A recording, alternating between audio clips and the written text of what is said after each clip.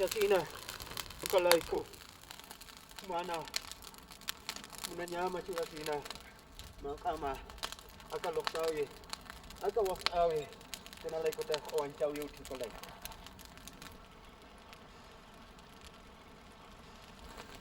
Urakocha, Hachamunata, Maruna Katsina, Urakocha, Perpiria, Urakocha, Desde las ruinas de antiguos enclaves de las culturas Inca y Tiahuanaco en el lago Titicaca, los sacerdotes cayaguayas rinden culto al Tata Inti, al dios sol. Al amanecer, el humo de sus saumerios, donde queman amuletos y fetos de llama para la buena suerte, se eleva en invocación a Viracocha, que creó el mundo desde esta isla del sol. Este enigmático dios ordenó a los hombres que creciesen y se multiplicasen. Luego desapareció por el oeste y jamás le volvieron a ver.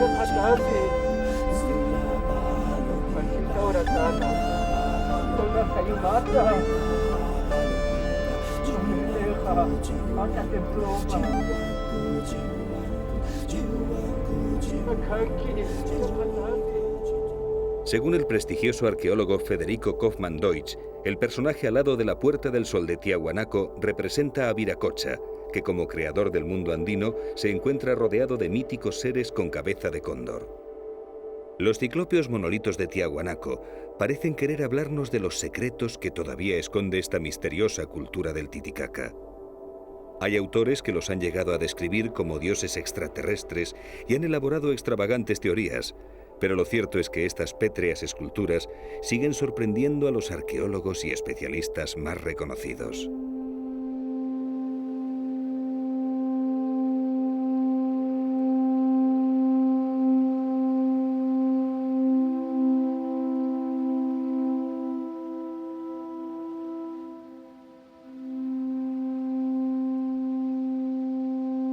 La cultura tiahuanaco aparece en el altiplano boliviano hacia el siglo IV, a pocos kilómetros de las orillas del lago Titicaca. Posteriormente se extendió hacia el sur, donde se fusionó con los Wari, herederos de la tradición Paracas Nazca. El Titicaca es el lago más importante de América del Sur y uno de los más altos del mundo. Se encuentra a 3.820 metros sobre el nivel del mar y tiene una extensión de 9.000 kilómetros cuadrados, unos 230 kilómetros de largo por casi 100 de ancho y una profundidad máxima de 457 metros.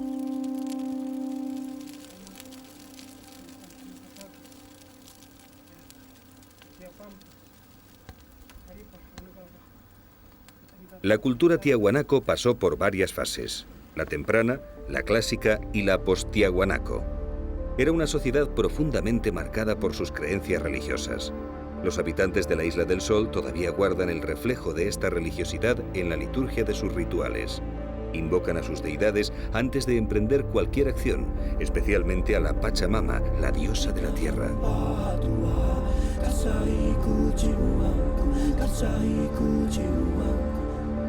En las Islas del Sol y la Luna encontramos numerosas ruinas de origen tiahuanaco que más tarde fueron ocupadas por los incas.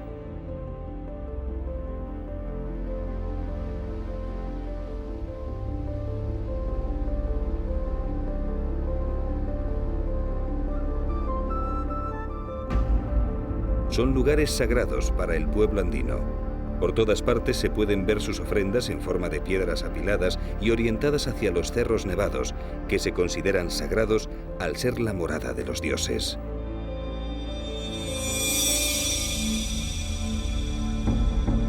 Los antiguos observatorios místicos son utilizados todavía por los chamanes en sus ceremonias de invocación y meditación.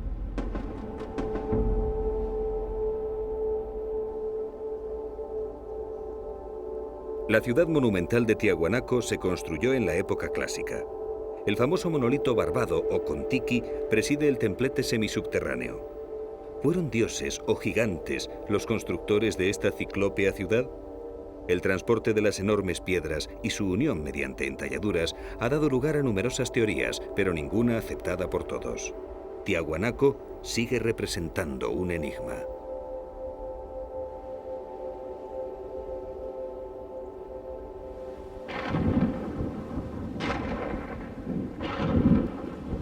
¿Hubo un diluvio en el Titicaca?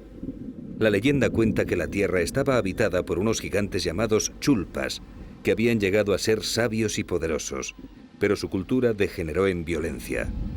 El dios Viracocha les castigó con un devastador diluvio y todos murieron.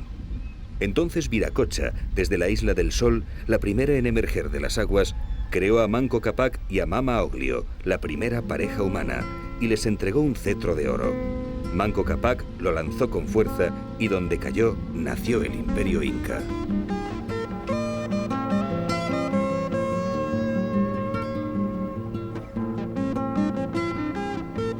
La mayor parte de la costa peruana es árida y desértica. Vastas extensiones de arena en forma de dunas inundan y cubren todo a su paso. La atmósfera se vuelve asfixiante y gris. A veces es difícil distinguir la línea del horizonte.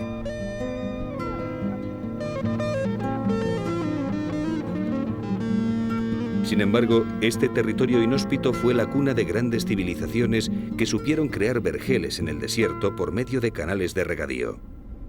Gracias a estas técnicas avanzadas, lograron una explotación agrícola que pudo sustentar un elevado número de habitantes. Este es el caso de la cultura chimú, que llegó a dominar 700 kilómetros de costa entre el año 1000 y el 1470, y a tener ciudades como esta de Chan Chan, quizás la más grande del mundo en su época, con cerca de 100.000 habitantes. Ocupa una extensión de 20 kilómetros cuadrados. Se compone de 9 recintos amurallados, separados por muros trapezoidales de 6 a 9 metros de altura. Cada uno corresponde a un monarca chimú diferente. Una red de pasillos une estos recintos con la gran plaza ceremonial. La totalidad de las construcciones se realizaron en arcilla, elemento común a todas las culturas del desierto peruano.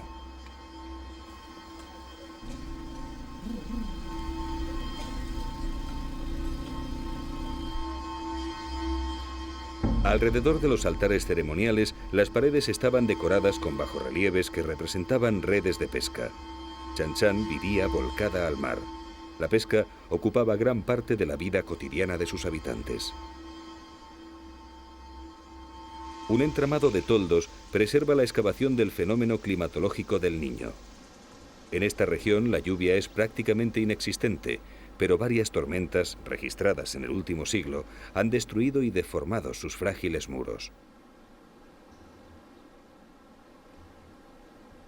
Era una sociedad muy jerarquizada.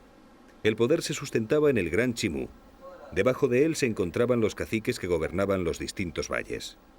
Luego estaban los profesionales y los recaudadores de impuestos que vivían en las ciudades, y finalmente los campesinos, agricultores y pescadores.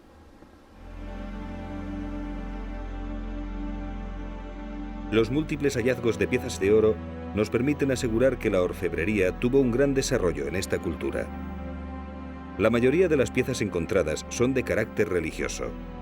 Los chimú rendían culto a la luna y al sol, y también a las momias de sus monarcas, a las que solían sacar de sus tumbas en ocasiones señaladas.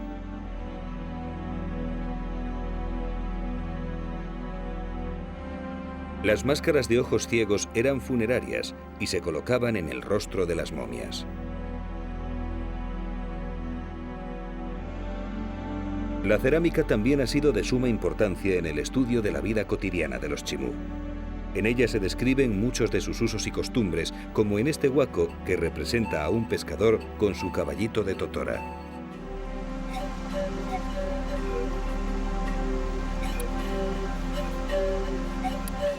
En la actualidad, los pescadores de la costa norte peruana siguen utilizando estas embarcaciones llamadas caballitos de totora para faenar en los caladeros cercanos.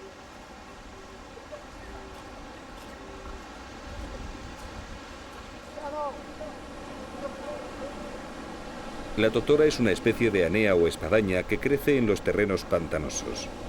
Una vez cortada y secada al sol, adquiere una dureza flexible que la hace muy resistente e impermeable.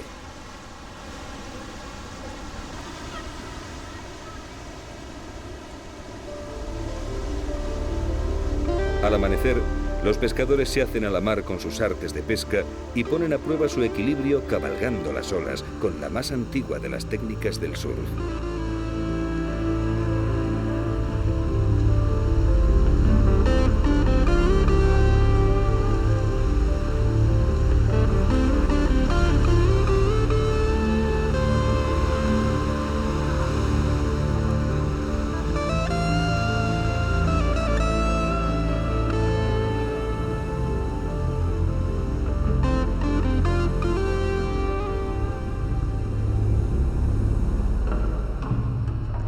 El rostro antropomorfo del degollador de hombres de la Huaca de la Luna nos introduce en la cultura moche, que se desarrolló en estos mismos valles costeros antes del Imperio Chimú, entre el 200 a.C. y el 700 después de Cristo. Desde aquí podemos ver la Huaca del Sol. Entre estas dos pirámides se extendía la capital del Imperio Moche. En el interior de la Huaca de la Luna apreciamos los distintos niveles excavados. Cada uno corresponde a un gobernante diferente, que al morir era enterrado con todas sus pertenencias, así como con sus mujeres y servidores. Una vez enterrado se tapaba todo con ladrillos de adobe y se construía encima el templo del nuevo gobernante. Han sido hallados 6 niveles diferentes a los que se accedía por medio de una rampa.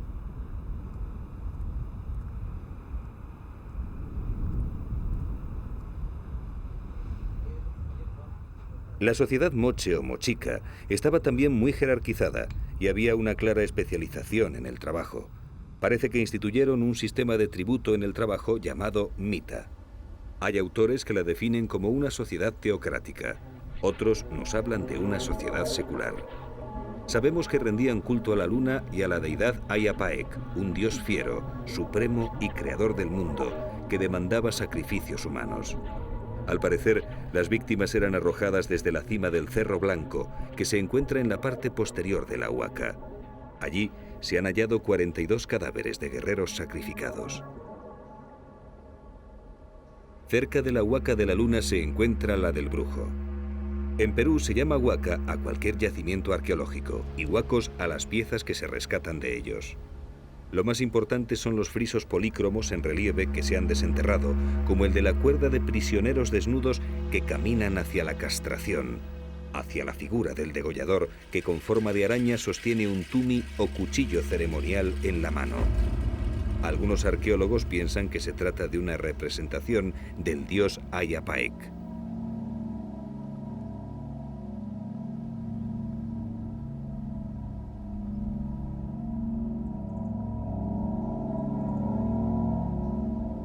En las paredes de las diferentes plataformas, bajo el relieve de los dibujos, sobresalen huesos y restos humanos. Se cree que pertenecen a trabajadores que eran castigados a morir emparedados.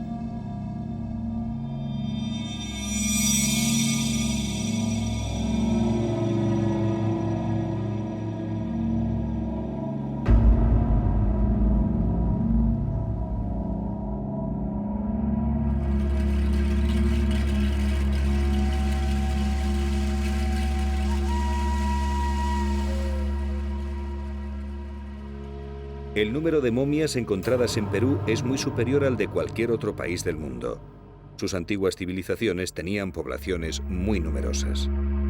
La gente era enterrada con todo lo que poseía, puesto que creían que la vida continuaba en el más allá.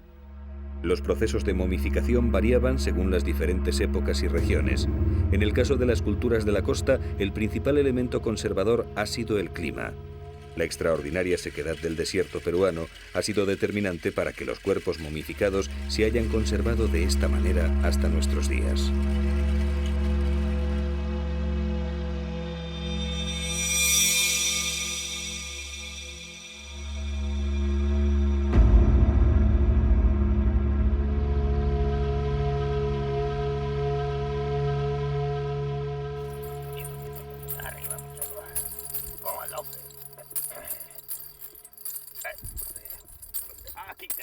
Las cabezas de momia, fruto de la profanación de tumbas milenarias, ocupan un lugar predominante en las mesas de poder de brujos y curanderos.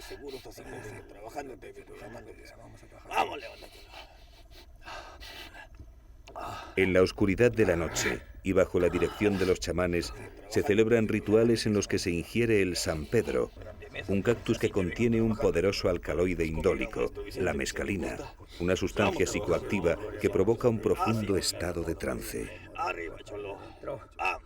El San Pedro se cuece un mínimo de 8 horas. El producto de la cocción se ingiere por la nariz. El número de levantadas o tomas lo determina el chamán.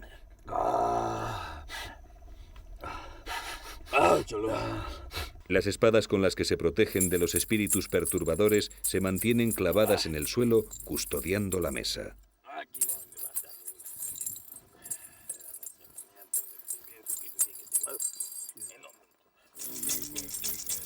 El San Pedro ha estado presente en la mayoría de las culturas preincaicas. Su nombre autóctono es Huachuma. Según el investigador Antonio Escotado, comienzan a llamarle San Pedro por influencia cristiana, por ser San Pedro el depositario de las llaves del cielo y ser esta planta la que les promete introducirles en el otro mundo. Vamos levantando.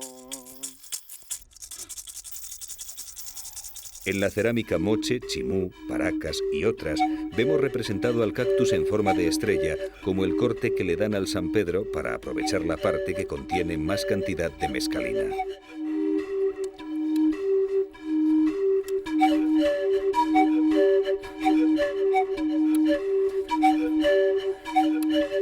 El cactus se puede comprar en los mercados de brujos del norte, así como una infinidad de pócimas y remedios preparados por los curanderos, recetas cuyo origen se pierde en el tiempo.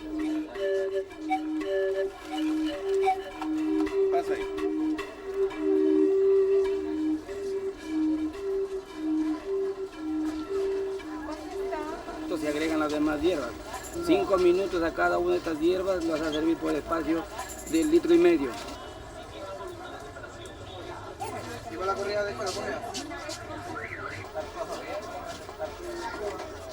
También se pueden conseguir los objetos litúrgicos necesarios para cada ritual, como los cráneos de momia que confieren el máximo poder a las mesas ceremoniales. Te voy cargando, aquí te voy parando.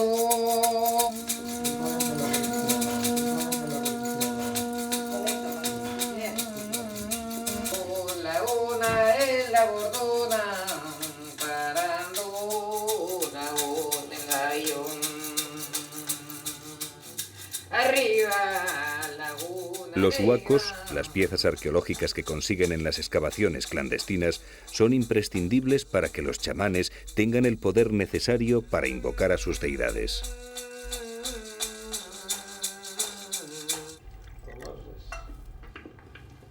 El líquido obtenido de la cocción del San Pedro también se ingiere oralmente. Su efecto es más lento y la dosis ha de ser mayor. Te voy cargando, te voy dando los poderes de mi rey. La gente, aunque muy creyente en el norte de Perú, alterna su fe cristiana con sus creencias en la brujería y el curanderismo. Viven en un mundo animista donde los males y las desgracias tienen su génesis en los maleficios y conjuros.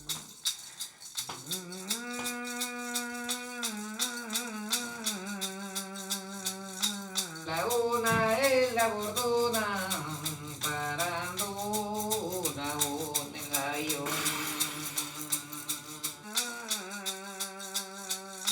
Y dentro de las tinieblas el Señor Jehová.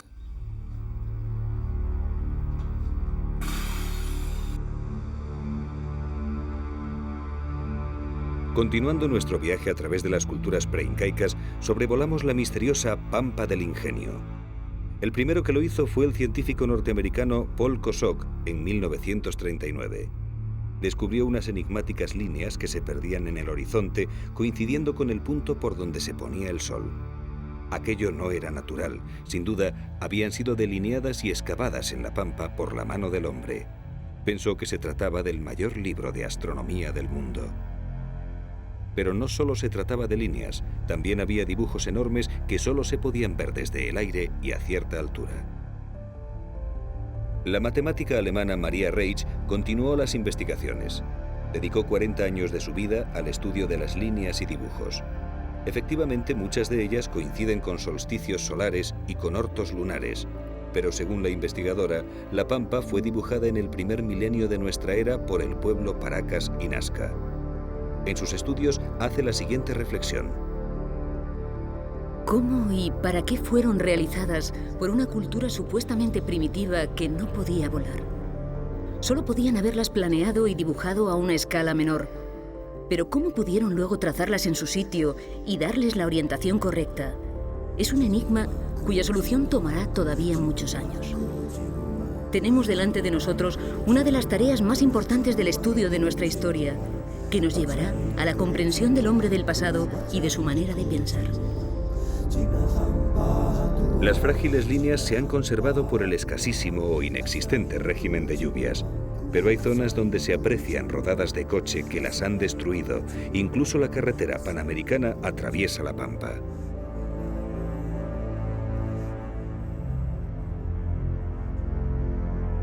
La colección de más de 16.000 cráneos del Museo Arqueológico de Lima permite el estudio patológico de estas antiguas culturas. Estos cráneos Paracas y Nazca fueron sometidos a una traumática deformación, al parecer tan solo por criterios estéticos. La cabeza estilizada y apepinada era símbolo de clase alta. Las deformaciones se conseguían atando dos tablillas, una en la parte frontal y otra en la occipital, y aumentando la presión progresivamente. Con el paso de los años conseguían una frente plana y una bóveda elevada. Muchas culturas anteriores y posteriores a la de Paracas, incluso la inca, practicaron las operaciones cerebrales con rudimentarios instrumentos quirúrgicos de obsidiana.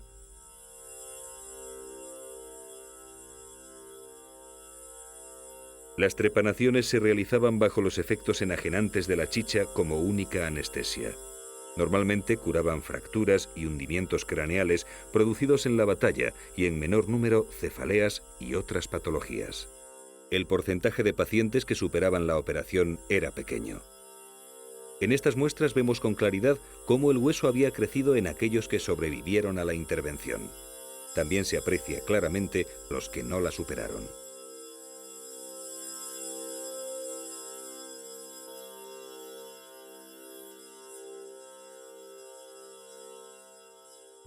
El armamento de estos pueblos lo constituían fundamentalmente porras y mazas estrelladas para aumentar su eficacia. Los golpes se dirigían principalmente a la cabeza del adversario, por eso eran tan frecuentes las fracturas de cráneo y las trepanaciones posteriores.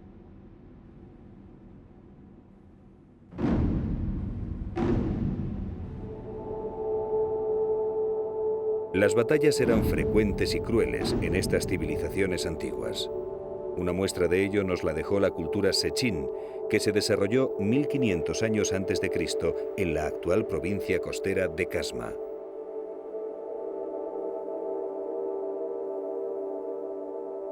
Las estelas que cercan un edificio rectangular de piedra nos hablan de una batalla donde vencedores y vencidos están representados con una sorprendente técnica de bajorrelieve. Mutilaciones de miembros, rostros de guerreros muertos con los ojos cerrados, de cuyas cabezas emanan chorros de sangre, columnas vertebrales. Es sorprendente el conocimiento del cuerpo humano que tenían los Sechín.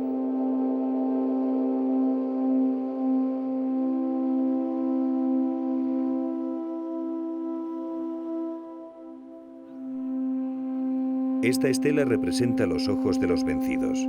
En otras encontramos intestinos, trozos de pelvis, huesos.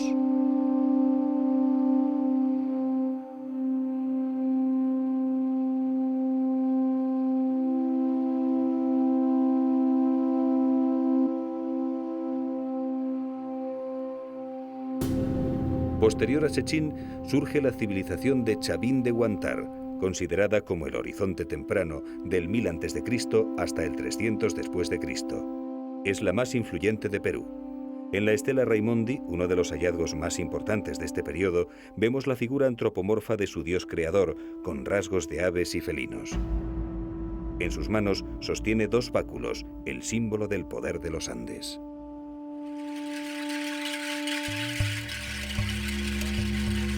En cualquier rincón del Perú vemos pirámides y huacas. Es un enorme tesoro arqueológico del que los expertos estiman que se ha encontrado un 15% más o menos.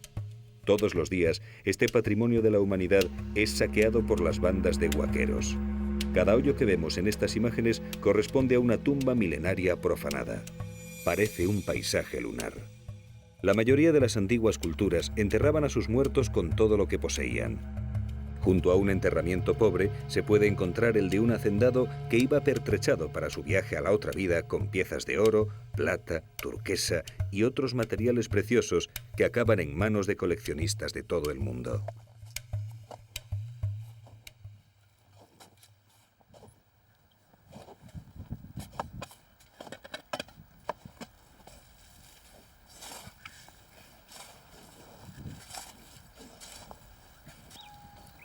Son pobres y su necesidad les arrastra a esta actividad clandestina.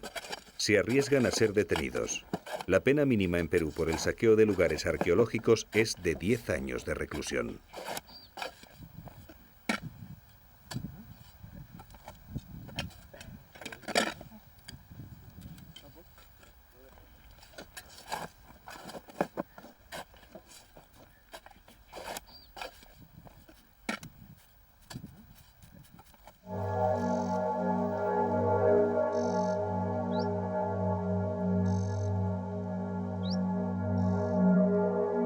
El Campo Santo de Sipán se encuentra sobre un antiguo cementerio mochica.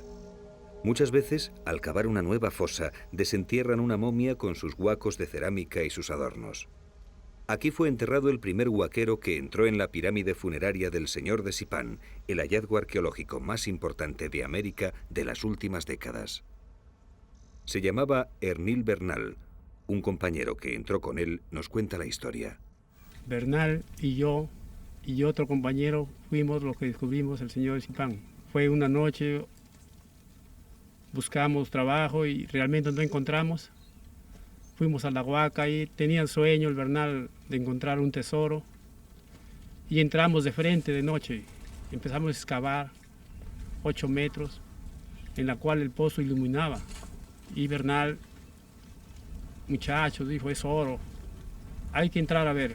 Entramos a ver y realmente encontramos al Señor de Sipán. Alrededor tenía adornos bastante oro. Y entramos y empezamos con delicadeza a coger las cosas. Y empezamos a saquear más. Pero el pueblo se nos amotinó y Bernal empezó a botar tierra con oro y la gente empezó a coger todo lo que es el pueblo de Sipán. Empezó a coger piezas y esa gente se fue contenta. Al segundo día nosotros ya no llegamos al sitio ya por temor a la policía, que realmente nos custodiaba el sitio ya. Bernal era muy querido por el pueblo porque sus riquezas, lo que él realmente encontró al pueblo, le empezó a regalar. Todo Sipán se enteró del fallecimiento y todos los pobladores de Sipán fue un llanto. Murió en su casa, lo tomaron como si fuera un delincuente, entraron armados los señores con arma en mano y empezaron a balacear todo lo que es alrededor de su casa. Más de 250 policías, de tanto balazo que tiraron, él salió por una esquina de su casa y lo mataron a sangre fría.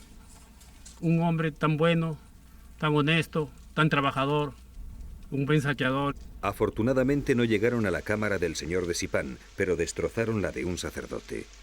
Generaciones enteras de saqueadores se han dedicado desde la llegada de los españoles a la destrucción sistemática de los vestigios arqueológicos del Perú. Todos los días, las partidas de profanadores dirigen sus pasos hacia una nueva huaca para intentar dar de comer a los suyos con los miserables dólares que consiguen de los traficantes de antigüedades.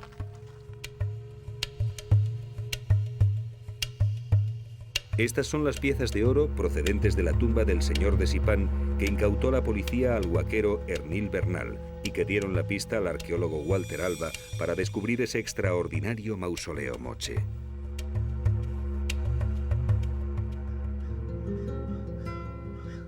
Cientos de pirámides quedan por excavar. Parecen colinas por el efecto de las lluvias que, aunque escasas, las deforman y las mimetizan con el paisaje.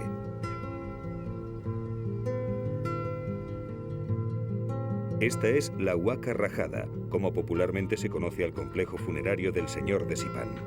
Las excavaciones continúan actualmente en este hallazgo prodigioso. Es la primera vez que se encuentra un enterramiento intacto de un gran señor moche. Un contexto completo de unos 1700 años de antigüedad con una serie de elementos relacionados entre sí que permiten avanzar decisivamente en el estudio de esta cultura.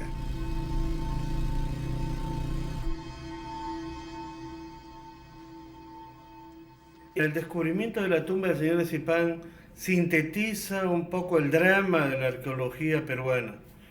Un país con un extraordinario pasado, con muchos monumentos y testimonios de pueblos y culturas que se han sucedido a lo largo de 3000 años, pocos recursos para conservarlos y el saqueo permanente de estos monumentos para abastecer el mercado de coleccionistas de arte. Sipán es un santuario moche, estaba a punto de ser saqueado a inicios del año 87, cuando el Perú vivía una crisis muy severa. Los profanadores, las bandas de profanadores azotaban el campo, los lugares arqueológicos. Fue un escándalo el saqueo de una tumba rica con algunos objetos de oro. La policía interviene un día 23 de febrero de ese año, requisan algunas piezas de oro. Yo llego a la estación de policía una noche de este verano y puedo ver con asombro que estamos frente a 2 o 3 objetos espectaculares que necesariamente tenían que provenir de una riquísima tumba saqueada. Al día siguiente, con la policía constatamos que efectivamente se había saqueado una tumba muy rica. La policía siguió investigando.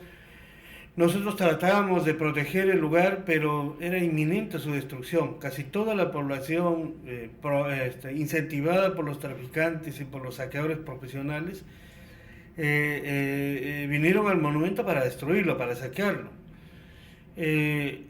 Decidimos una intervención de emergencia después de una dramática intervención inicial que supuso desalojar a los profanadores y a los pobladores que estaban posesionados del lugar.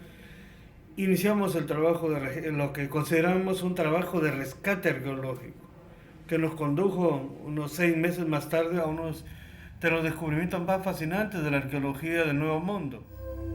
Enterrado en un ataúd de madera, el primero que se descubría en América, el gran señor de Sipán yacía con una gran profusión de objetos de oro y plata. En la réplica que ocupa el lugar del féretro original podemos apreciar estos ornamentos que le definían como un gobernante. Su cadáver se conserva en el Museo Brüning de Lambayeque. Fue enterrado junto con 3 mujeres, un guerrero, un sacerdote y un niño.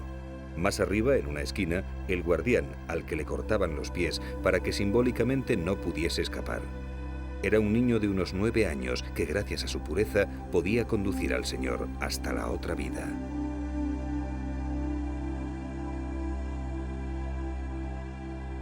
Cientos de vasijas de cerámica llenas de alimentos aseguraban la subsistencia en el más allá.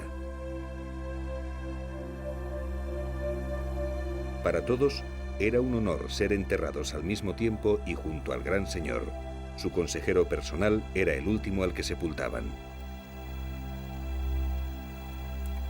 Lógicamente, se trata de un entierro del más alto rango. Hay joyas, ornamentos de oro, piezas de una calidad, de una exquisitez en el campo de la metalurgia y de la orfebrería deslumbrantes.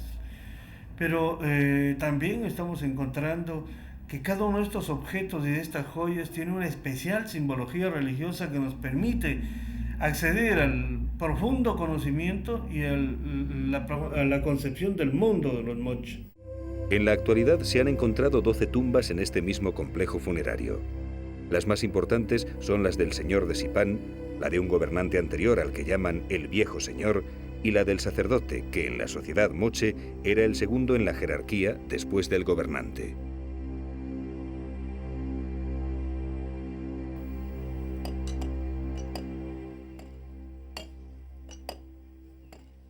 Los trabajos se ejecutan minuciosamente, fotografiando cada nuevo descubrimiento, anotando hasta el más mínimo detalle que pueda contener información.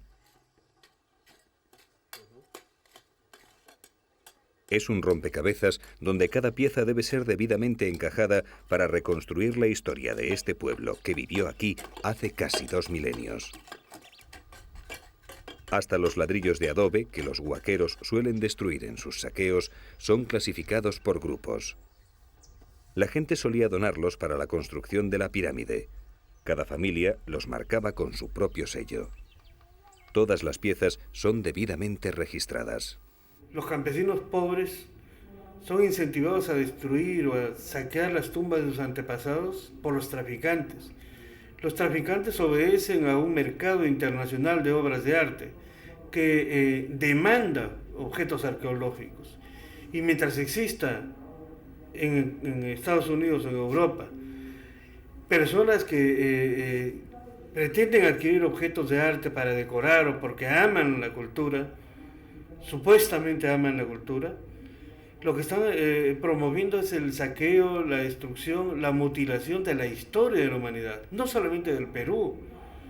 Nosotros, los arqueólogos, no recuperamos objetos, nosotros recuperamos información, recuperamos testimonios, recuperamos historia que nos permite reconstruir el pasado de la humanidad.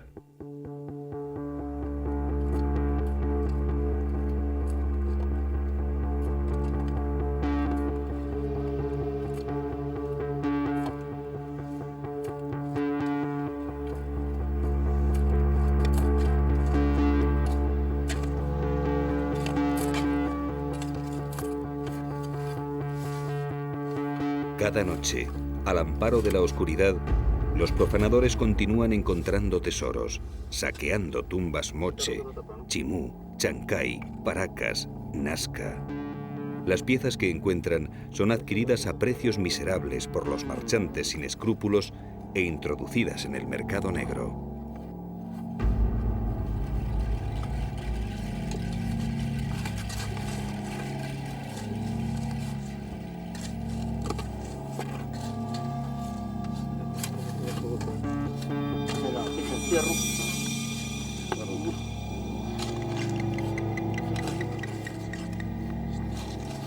Con la baqueta van explorando el suelo. Tienen una gran experiencia para interpretar al tacto lo que hay debajo, pero en muchas ocasiones rompen y mutilan piezas de un valor incalculable. Las momias son extraídas a pedazos, malogrando toda la información que poseen, y las telas y palios funerarios destrozados son abandonados entre la arena.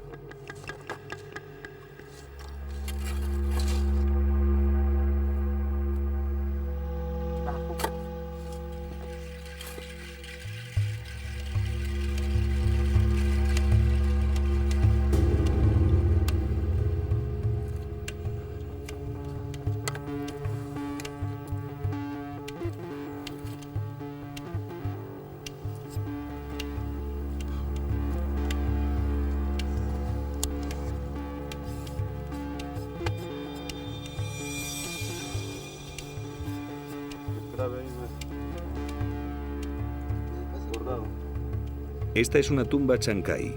Nos encontramos a 1 hora de Lima por la Panamericana. Todo el territorio costero es como una enorme huaca con cientos de miles de enterramientos. La policía no puede cubrir tanto terreno y las bandas de saqueadores burlan constantemente la vigilancia.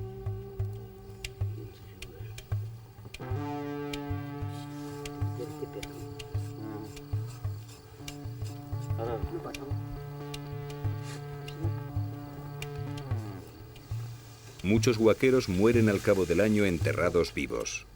A veces, las frágiles paredes de los pozos que excavan se desploman sobre ellos, sepultándolos.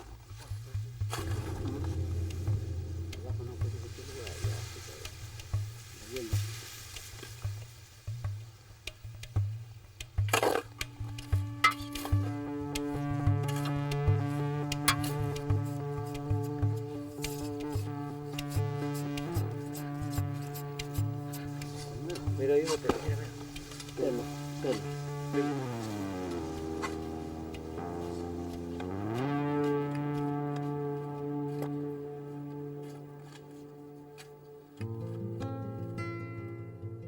Los cadáveres momificados eran amortajados con telas decoradas con dibujos.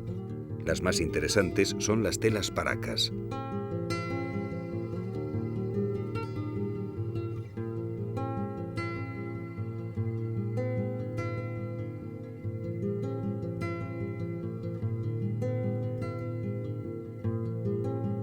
Sorprende la técnica textil que poseía esta cultura que data de los primeros siglos de nuestra era.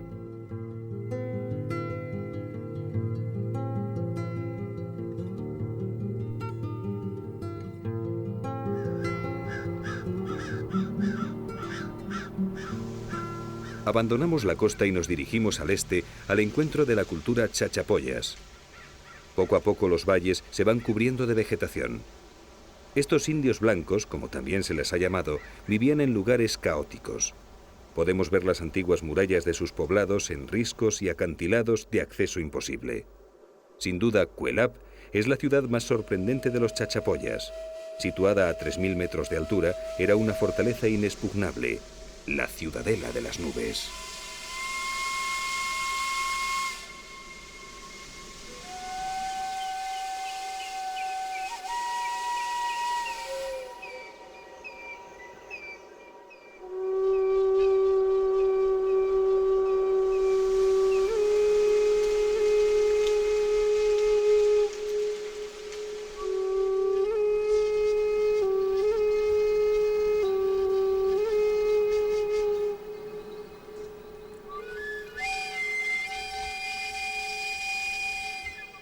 Las murallas tienen una longitud de 600 metros y entre 10 y 20 metros de altura.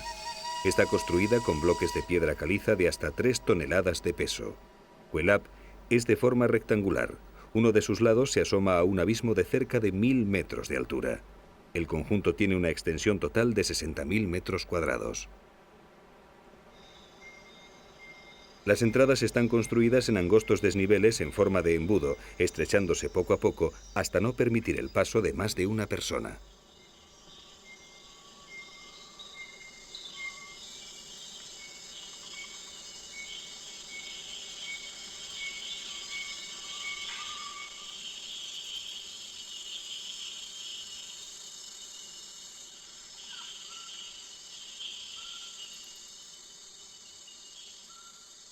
Los señores del abismo fueron conquistados por los incas en 1470, pero sus hordas guerreras no lograron entrar en Cuelap por la fuerza de las armas. Tupac Yupanqui cortó los suministros de alimentos y agua y tras un asedio de meses los chachapoyas tuvieron que rendirse. En el interior de las murallas hay una auténtica ciudad con 420 casas de planta circular que estaban rematadas por techos de paja cónicos y puntiagudos.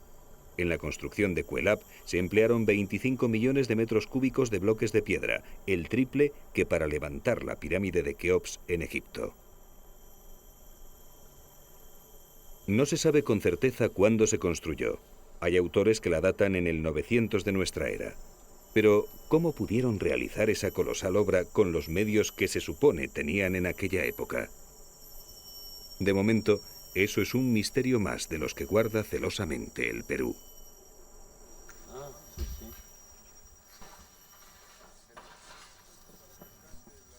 Las excavaciones arqueológicas que se están realizando todavía no han descifrado el enigma de esta extraña civilización de las alturas, pero los trabajos no cesan. El estudio de los cadáveres que encuentran y de la cerámica será determinante para poder entender a los chachapoyas. Una de las primeras descripciones que tenemos de ellos se la debemos al cronista de las Indias, Cieza de León, que se queda admirado porque eran los más blancos y agraciados de cuantos había visto. Algunos investigadores afirman que estos indios blancos tenían un origen europeo por la presencia de evidencias culturales del viejo continente en los vestigios encontrados hasta ahora en la selva. Estas arriesgadas teorías cuestionan la historia oficial, puesto que sitúan la llegada a América de algún grupo europeo en fechas anteriores a la de Colón.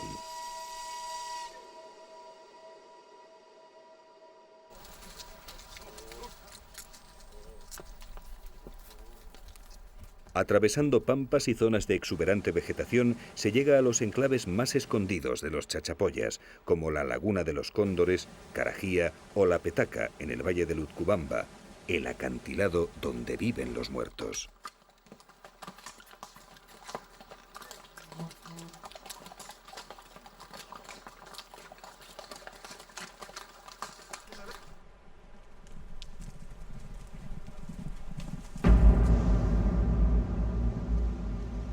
En la montaña sagrada de La Petaca hay más de 100 chulpas funerarias donde depositaban a sus muertos momificados. No se sabe cómo pudieron construirlas en estas paredes, a veces incluso contraplomadas. Se supone que dispondrían de algún tipo de andamiaje que destruirían una vez depositada la momia en la cámara funeraria para que nadie pudiera perturbar su sueño eterno. Pero hasta ahora no se ha encontrado ninguna evidencia que permita afirmar que fuese así. Pero aunque parezca mentira, hasta aquí también llegaron los saqueadores. La información que contenían estas chulpas podía haber arrojado un rayo de luz en la investigación de este enigmático pueblo, pero se destruyó impunemente.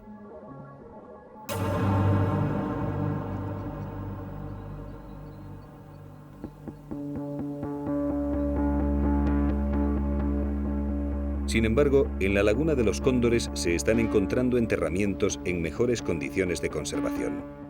Bajo la supervisión de la arqueóloga Sonia Guillén y del decisivo impulso del sacerdote español Diego Isidoro, varias decenas de fardos funerarios han sido rescatados y depositados en el museo de la ciudad de Leimebamba.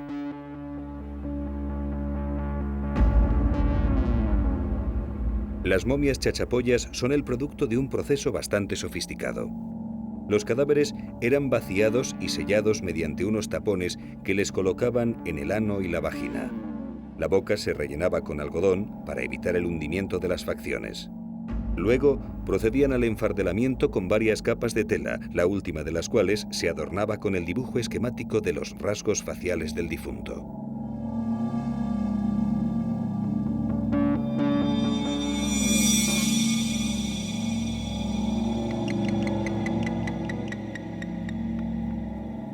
Gracias a este proceso y al ambiente seco y frío de las chulpas de los acantilados donde eran depositadas, su estado de conservación es extraordinario.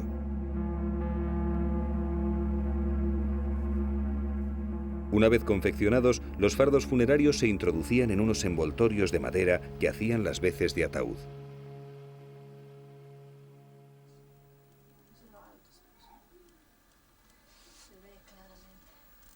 Poco a poco, los fardos de la Laguna de los Cóndores irán aportando información a los especialistas.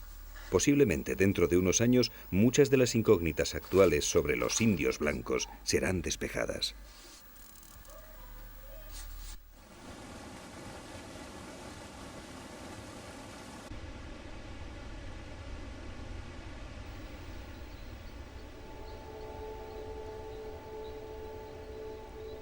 Aunque son muchos los secretos que esconden, quizás algún día sabremos qué nos quieren decir los rostros de mirada perdida de los sarcófagos de Carajía, esta especie de moáis peruanos que guardan en su interior las momias chachapoyas.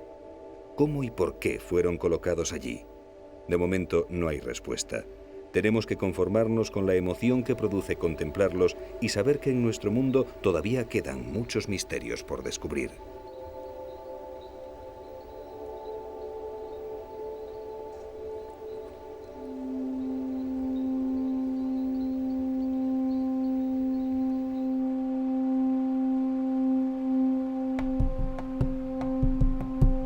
Y por fin llegaron los incas. Su imperio, el Tahuantinsuyo, se extendió desde el actual Ecuador hasta Argentina y Chile, absorbiendo todas las culturas anteriores. Se convirtieron en los señores de los Andes. Construyeron ciudades insólitas como la sagrada Machu Picchu, abandonada antes de la llegada de los españoles. No se sabe con certeza quién vivió allí, pero la leyenda cuenta que estaba habitada por vírgenes consagradas y por sumos sacerdotes que eran magos del otro mundo, y que en el Intihuatana, su observatorio astronómico, eran capaces de atar al gran Inti, el supremo dios Sol.